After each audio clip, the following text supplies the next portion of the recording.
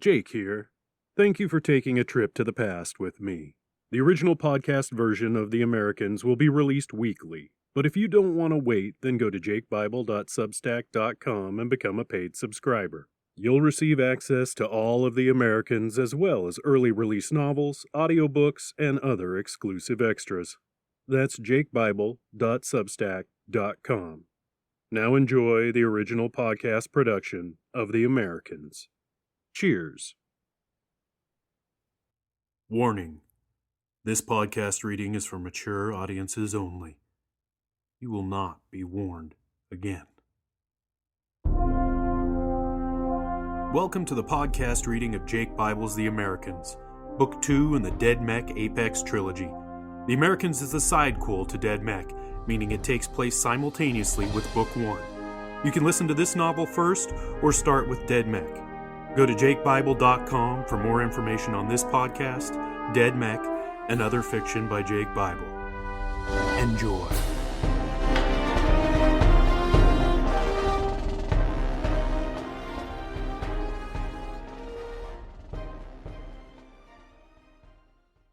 Howdy, y'all.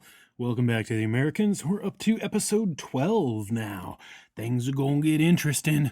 Pretty much from here on out, it's gonna be a rocket ride. Not that it's been slow and boring before, but holy crap, just hang on, cause, from this episode forward, shit gonna get crazy. Let's see, what to announce. No promos this week. Why? Because I just don't have time to hunt them down. That's just all there is to it. If you want me to play your promo, shoot me an email. Send me a message on Facebook, on whatchamacall, that other thing, Twitter, that thing. Just let me know. I'll play your promo. But get them to me. I'm just, pressed for time. I barely got this episode put together, and hunting down promos is just not on my list of priorities. I do have a lot of people to thank for all their help with Dead Mech and with Americans and all that, and I will definitely be playing more promos from those folks again as the run goes on, but I just can't keep playing the same promos over and over and over because pretty soon people will stop listening to those promos, not care, and it just doesn't do any good anymore. It does more harm than good. That's how that works. Anyway, I think that's about it. Hey, be sure and go to jakebible.com. Check out all the great fiction for sale, folks. I am doing this out of the kindness of my heart because I'm a giver. But I am selling some stuff too. Yeah, I don't know if you know that. I've got a novel out. It's called Dead Mech. You may have heard of it. It's in print form. It is. It's in ebook form. It's true. Kindle, Nook, Smashwords. I've got a collection of short stories with a novelette, Bethany and the Zombie Jesus. Once again, print, Kindle, Smashwords, Nook. You can get that shit, all right? And you should go do that. Because, it helps put food on my table. I get to feed my children. They get to have the jumbo-size ramen instead of just the little ramen. See, keep my kids in ramen, people. That's what you need to do. Buy yourself a 99-cent ebook. Boom. There we go. I got a package of ramen right there. And before you math whizzes go, hey, ramen costs $5 for $1, I don't get all the 99 cents, doofus. I only get a percentage of that as a royalty. Do your math. Come on. All right, now that's enough shilling and enough making fun of the math wizards who are being snarky out there. And I know you're being snarky, math wizards. You put your little 1+1 wand away. Anywho, I think that's about it. I'm not sure what else to say, so I'll stop rambling because no one wants to hear me just go,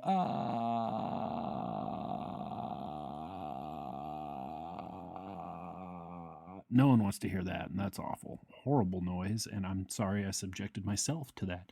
All right, thanks as always, y'all. Hope you have a good week, weekend, life, month, year, eon, all depending on who you are.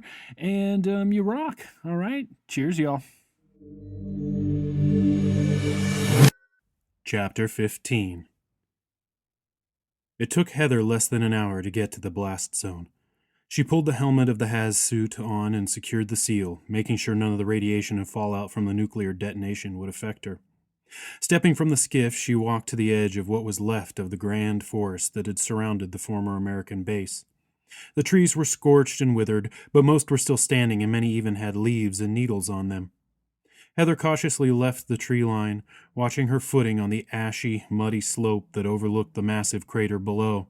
But she knew that was more an illusion from the deep black the ground had turned due to the intense heat of the blast. She couldn't believe what she was seeing. All through school as a kid, she had heard of how the United States had erupted in internal civil war, resulting in mutual destruction on both sides, leaving the American continent as scorched and an uninhabitable wasteland. At no point did she ever think she would witness the same thing now, when the Americans had fought so hard to secure their place in the world. Why? Why would anyone do this? Was power that important? Were the Americans such a threat to the extremists, the LOM, the whoever the fuck really did this? Heather looked out into the swirling ash clouds that formed at the edge of the crater, knowing some of that ash used to be human, used to be American. Melissa pulled on the reins, bringing the stallion up short as she and Beth left the shade of the woods and entered the brilliant green of a large meadow. Melissa hopped down, grabbed a bag from the saddle, and swatted the horse gently on its flank, letting the animal know it could wander free in the meadow. Melissa helped Beth down, sending her horse out with the other. The accompanying guards remained mounted on their horses, setting themselves at even intervals around the meadow. Spreading a blanket, Melissa began to go through the bag the kitchen had prepared for them. "Meat, cheese, fruit, water, wine, and bread," she announced. "How very rustic." "Sounds nice," Beth said. "Simple." "You'd know simple," Melissa joked, but this time her voice was missing most of the venom it usually had. "Did you say there was wine?" Beth asked. "Don't they know we're underage?" "I think the annihilation of our culture might have made them go easy on us," Melissa countered. The two girls leaned back and watched the clouds break up and reform above them for a long while. Finally, Melissa uncorked the wine bottle and took a long swig. She handed the bottle to Beth. Are you sure?" Beth asked, looking over at Alex's guards. "You don't think they'll tell Heather?" "You said it yourself earlier," Melissa grinned, forcing the bottle into Beth's hands. "You could be dead tonight, tomorrow, or the next day. If that isn't an excuse to start drinking, then I don't know what is." Beth took a cautious sip before Melissa yanked the bottle from her grasp. "It's for drinking, not kissing," Melissa said, chugging a good amount. Beth reached across and pulled the bottle away playfully, took another drink, and handed it back. "I'm glad to have changed clothes," Beth said. "That corset was cutting off the circulation to my boobs." Melissa snorted. "You said boobs." "Are you a 12-year-old boy, Mel?" Beth laughed. "Boobs." The girls watched the clouds some more before Beth spoke up. "So, what's it like being an active ghost now?" Melissa shrugged. "Not much different than before, except I know more about how things work. I understand the link between the Americans' genetics and biochrome." "Like how?" Beth asked between sips. "I know I felt something back on the beach, but I had no knowledge of what I was doing. I just did it." "Yeah, that must have freaked your shit out, freak," Melissa laughed. "Don't call me freak," Beth smiled. "Then give me back the bottle," Mel said, pulling the wine away and drinking deeply. "I guess the hard part is knowing what my talent is, my expertise." "How do you mean?" "Well, it's like how Billy can design and build any vehicle needed, and Heather can make and use any weapon with just a thought," Melissa replied. "Every ghost has a specific talent, but there's no way to predict how it will manifest." Are there any signs? Do you have any feelings one way or another?" "Sort of.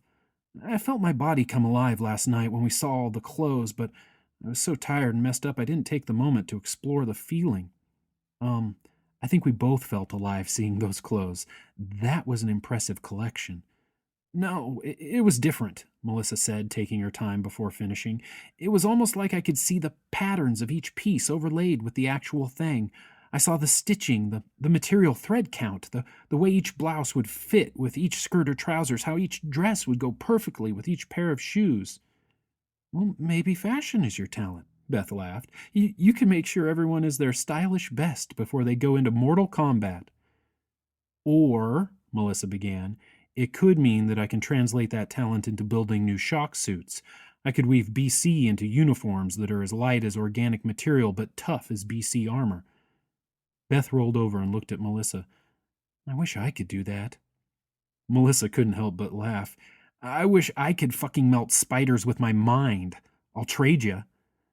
I don't know how I did that. I haven't felt the same since, but I can't quite capture what happened. It's like the power of it is just out of reach. Well, keep trying to grasp it. It could be be helpful. Melissa's words began to slur, and she looked at alarm at the wine bottle in her hand. Oh, shit. What is it? Beth asked, rolling to her side to face Melissa. The movement made her dizzy, and the meadow swam about her. Oh, damn. The last thing the girls heard before losing consciousness was the sound of gunfire and yells of alarm from Geltz's men. Then all went black.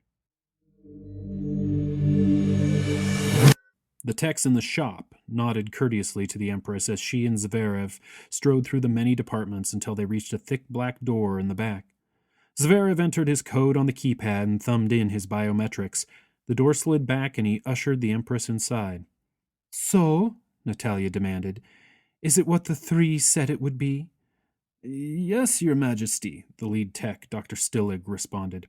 I believe it is. He gestured to a set of tools set along the wall, but the Empress ignored him, preferring to stand and glare. Well, what is it? A nanotech, Your Highness. Very foreign. I have never seen tech like this before, Dr. Stillig answered, activating a blown-up hollow of what he was looking at under the microscanner. I will need a larger sample. There are only small traces. The main containment has been lost. Lost? Where? The Empress asked, her patience already waning. Dr. Stillig glanced at Zverev, but was met with a blank stare. I am unsure, Your Highness. I only examined the container as it was given to me. The Empress grinned. Take a guess. Dr. Stillig swallowed hard. It could be possible that the main containment was transferred? Transferred how? The Empress asked, fiddling absently with some of the equipment lining the lab. It may be in a vehicle? Stillig began. The Empress turned to Zverev, who shook his head. No vehicle, Doctor. Where else? Well, it could be possible that, well, given the right conditions, a, person could be carrying the containment? The doctor stuttered. But that would be quite risky. If containment was breached, that person could possibly be killed by the nanotech. Unless... The Empress twirled her hands, egging the doctor on. Well, and this is all theory, Dr. Stillig said. If the person had some sort of conditioning to handle ingestion of large quantities of metal, say if they were an American ghost? Natalia smiled broadly. That is an excellent theory, Doctor. She clapped her hands together enthusiastically. Who else knows of the nanotech? Just my lead assistant, Your Majesty, Dr. Stillig answered, worry creasing his brow. The Empress turned to Zverev. Find the assistant's family and hold them, as motivation. We wouldn't want any loose lips. Understand? Of course, Your Majesty, Zverev replied as he followed Natalia out of the room. This will be an excellent addition to our collection. Don't you think, Doctor? The Empress asked. I will need a larger sample, Your Highness, the doctor risked saying. And I will try to bring it to you, Doctor. The Empress grinned as she and Zverev left the lab. I think I know right where it is. Dr. Stillig leaned heavily on the work table next to him and closed his eyes. He knew it was just a matter of time before something like this happened. He was glad only his assistant's family would be held. His predecessor hadn't been so lucky. I could feel you coming before you got halfway down the hall, Vasily said as a prison guard let Alexander into the cell, closing and locking it behind him. So deteriorated was Vasily's physical state that no one would have known the two brothers to be identical twins. Alexander looked down with pity at his brother and the putrefying corpse laying across his legs, covering his mouth with his hand to ward off the smell. You have to let them take Peter, Vas, Alexander said kindly, kneeling close, gripping his brother's shoulder. Vasily winced in pain but didn't pull away. No need, Tick. I'll be joining him soon. Alexander's heart broke at the mention of his nickname. Tick and Talk. was what their mother had called them when they were children. "Here come Tick and Tock," she would call out when they ran into her bedroom. "You can't have one without the other." Alexander fought, but he was soon bawling, his head buried in his brother's neck. Vasily reached up absently and patted Alex's head softly. "Shh," he whispered. "There's nothing you can do. Whatever you give her, whatever she wants or not, it's already gotten so far she will have to kill me. Kill us both unless you can get away." Alexander pushed away. "No!" he shouted, wiping his nose. I'll get you out of here." Vasily looked up into his brother's teary eyes. "You don't believe that," he said, taking Alexander's hand in his. "Save yourself if you can, preferably without giving the cunt what she wants." Alexander couldn't help but smile. The cunt. They all had their nicknames. He wiped roughly at his eyes. "Will you let me take Peter?" "No, Tick," Vasily answered quietly. "I will be joining him shortly." Vasily opened his right hand, and a small piece of white apothecary paper fell out of it. "I still have friends in the guard. They were able to help me along." "How soon?" Alexander asked, suddenly calm now that his brother's fate was decided. "Minutes?" Vasily yawned. "Maybe sooner. I waited to take it until I knew you were coming." Alexander settled down next to his brother. "I'll wait with you if that's okay." "Of course," Vasily smiled through another yawn. "I would love nothing more." The two twins held hands as one waited for the other to die. "So did you design this or did Al?" Billy asked from behind the bar as he placed a well-stocked jar of scabs back in place, having taken what he needed. "A little of both," Stiles said, his feet propped up on a table as he lifted a pint of dark beer. "Mostly Al, though. He says it's something he's been dreaming about since he was a little tack." Billy laughed and mixed a very dry martini. "Okay, I have to ask. What's with the whole cowboy thing? I mean, you even have the accent. I hate to break it to you, partner. The South ain't gonna rise again." "Don't really know," Stiles said honestly. "It's how my people talked and how I've always talked." "Well, fair enough," Billy said, sipping from his glass. "I've known Americans from Spain that had Spanish accents so thick I sometimes had to switch on the translator in my comm." Billy took a long swig of his cocktail. "But what about the hat? That had to be specially made." "It was," Stiles answered, fingering the brim. "Made for my great-granddaddy. I just happen to have the right size head." "So it's not true about the combat wound?"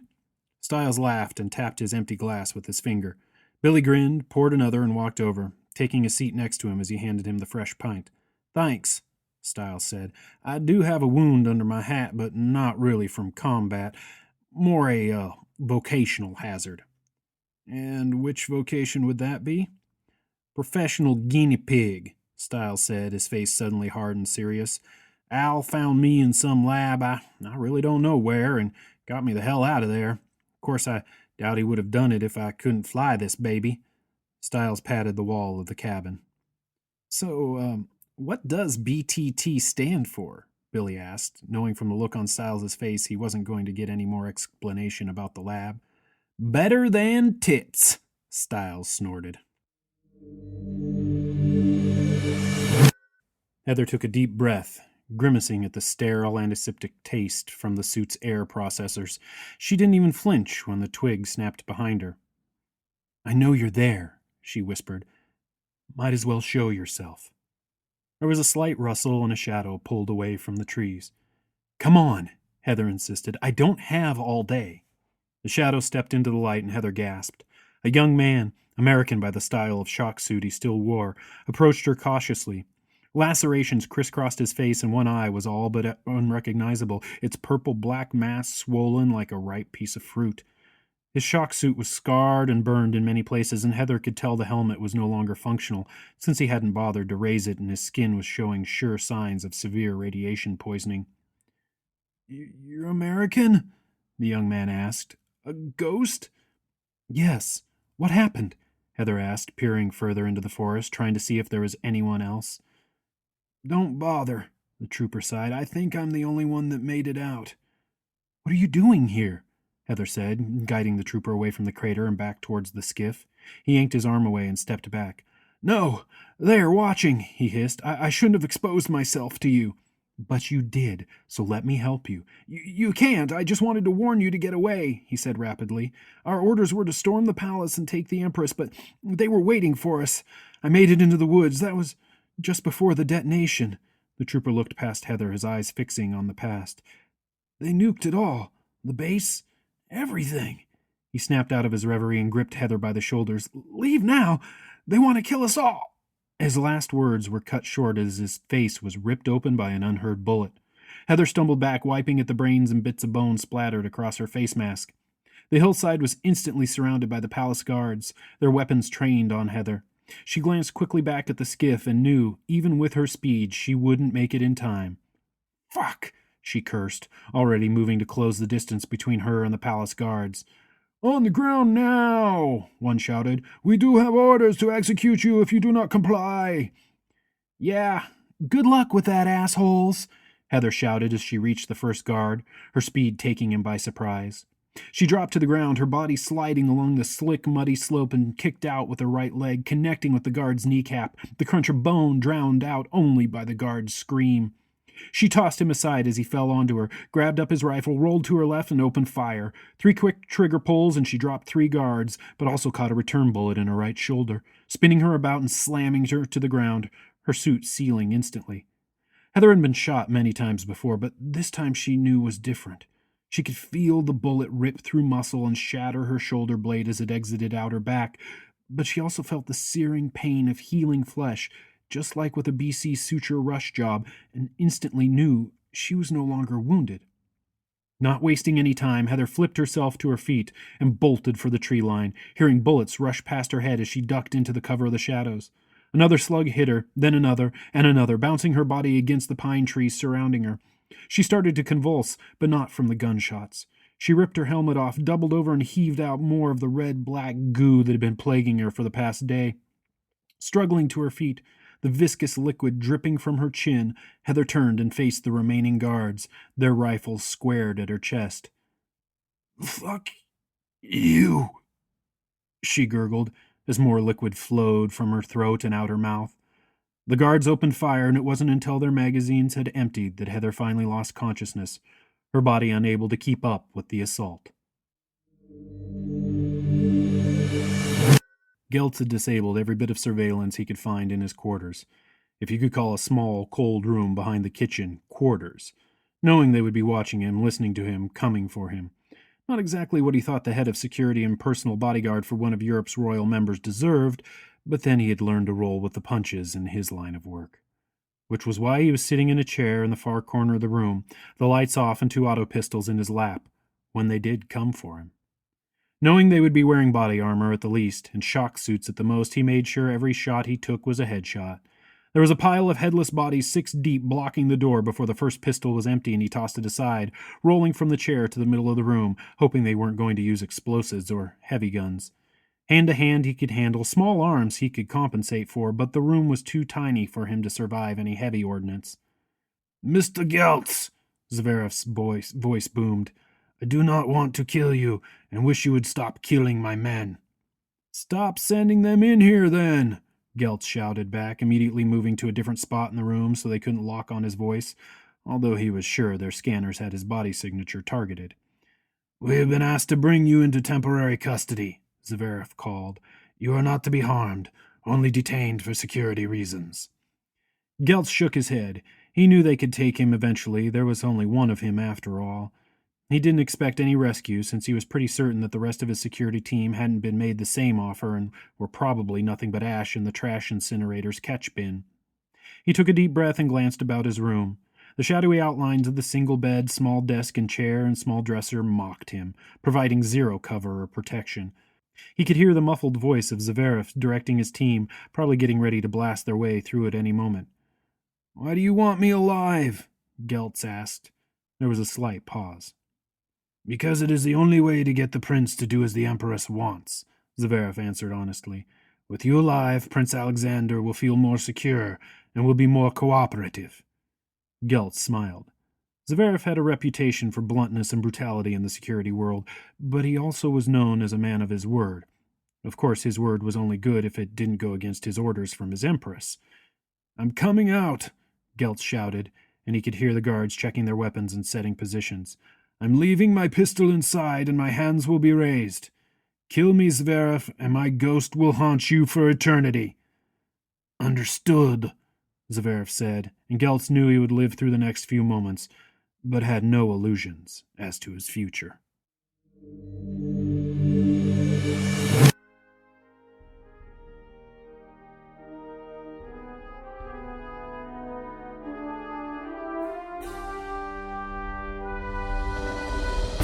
You've been listening to the podcast reading of Jake Bible's The Americans. This novel and recording are protected under whatever latest, greatest Creative Commons license is out there currently. Share this all you want. Just don't even try to make a buck off it without the express permission of the author, me. I hope you enjoyed this episode. For more information, please go to jakebible.com. Thanks for listening. Cheers. Thank you for listening to this episode of the re-release of the original podcast production of The Americans. Don't want to wait each week for a new episode? Go to jakebible.substack.com and become a paid subscriber. Want more audiobooks? Go to jakebible.com for info and access to dozens of Jake Bible fiction audiobooks and ebooks. Cheers.